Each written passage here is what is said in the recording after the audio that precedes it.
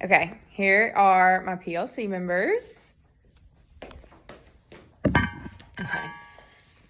that's good. Okay, so for this class, I had to do a PLC plan about a problem that I saw in one of my classes, and so I chose student engagement, and so I'm going to get into that, but here's like the table of contents. And then the agenda: review the vision statement, discuss focus, problem, strategy, and plan, review interventions 1 and 2, review the reflections of the interventions, and then the next steps, and then the 4 guiding questions.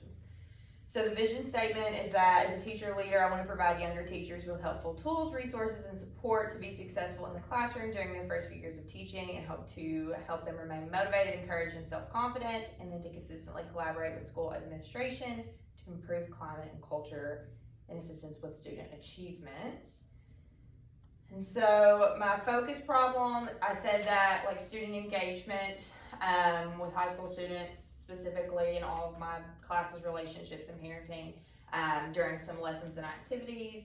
And then the strategy was to use Kagan and implement more Kagan structures, and then do Kagan seating as well. So like I'll get into it, but like the high, medium, low.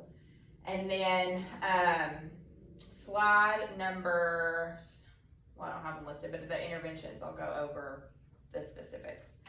So intervention 1, I used the Kagan textbook, and I'll grab it out. This one, the white Kagan book.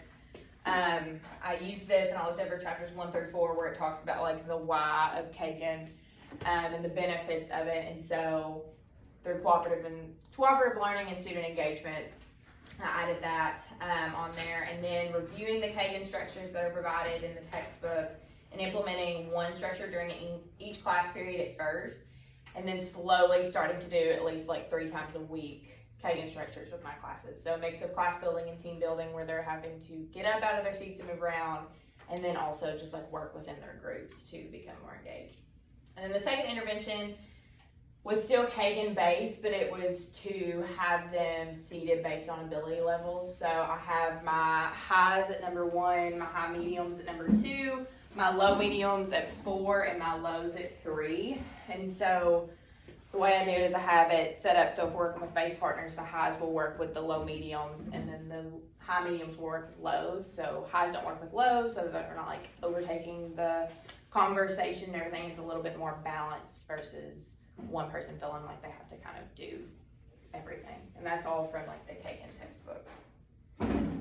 So when I had the students, when I started with doing like one Kagan structure, and then over 2 weeks started doing at least 3 a week, I saw that like compared to normal old school group work, they really appeared to be more engaged, and they actually like participated. I know they get tired of me saying like the same things over and over, like we're gonna do round robin or whatever, but they were actually like getting up and like enjoying it. They like the little gambits too, when I tell them to like say, good job, you're fabulous, or I have them blow up fist bumps, but they really did enjoy it. I did that for 2 weeks, and I feel like I saw kids who really didn't participate as much normally actually like get involved. Obviously there's still a few who are not going to do anything, but just monitoring them a little bit more and walking around more frequently maybe will help them to get up and move in and out of their seats when you have like the teacher presence there. But they were doing a really good job.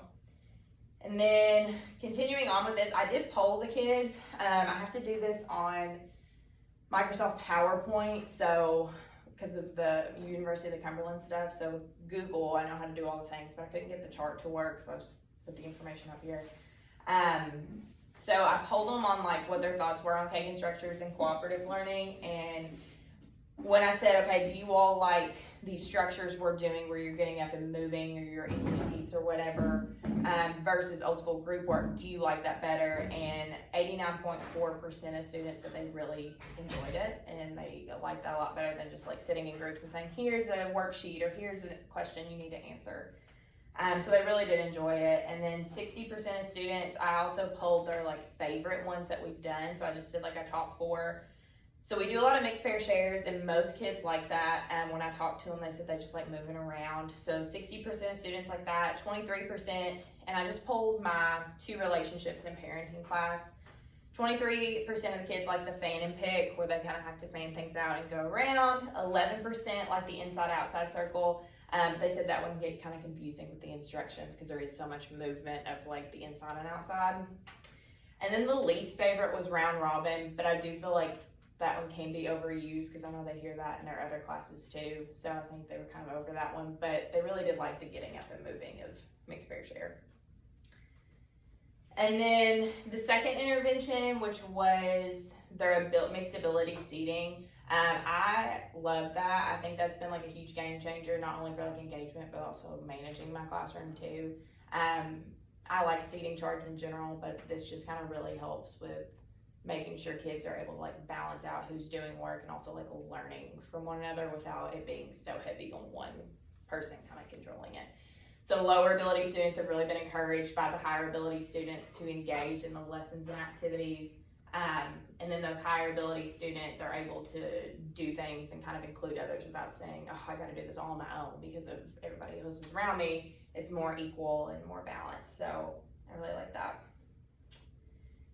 Next steps, I just said to continue to implement new Kagan structures and like looking through this that they gave us at our PD to like get a little bit more familiar with this, reading through that, more of the chapters and highlighting and things, and then continuing to do the mixed ability seating because Dr. Kagan says every 4 to 6 weeks to change it. So making sure like to mix it up with the kids so they're not stuck the whole time with the same people. They can actually like get to interact with other people because I think that helps engagement too when they get to meet each other and spend some time. And then I said I'd work with Skaggs too, so he could maybe help me create some more Kagan-based activities because I know he's got a lot of knowledge on that. And then obviously collaborate with you all, but also like district-wide. So maybe at our next district PLC day like we had today, be able to just see what they're doing Kagan-wise, if they are doing anything Kagan, if they know what it is, and work with them. That was it. And then the 4 guiding questions. So do we have anything we want to discuss?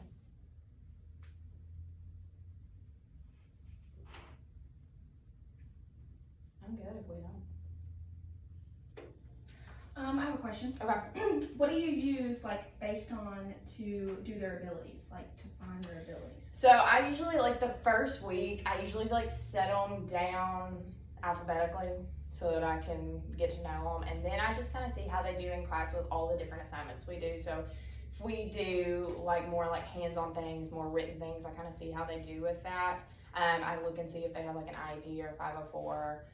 So I look at all of that as well. And you kind of, through the different assignments, I feel like I get to see how they're performing in class, how they're interacting with others as well. And then I'll switch it up too, because I may like get a little bit through the semester. Like right now I have kids that I have placed in like a low medium because I thought, oh, they're not really doing too much, but then they've kind of excelled and they're starting to really do a little bit more. And I think the engagement's a big part of it. So I'm like, okay, they're actually moving up to high, and so I can kind of mix them and do that as well. So that's usually how I do it. Yeah.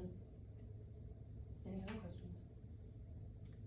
I think it's great that you're tracking your Kagan, and that Thank you. motivates me to want to kind of look at mine more and see what, how often I am using it so I can be more accountable. So good for you. Thank you.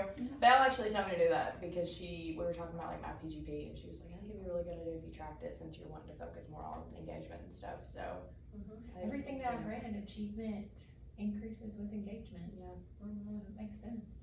Cool. All right. Well, I'll go ahead and Good start job. recording. Thank you. And then we can discuss anything else we need to discuss. Perfect.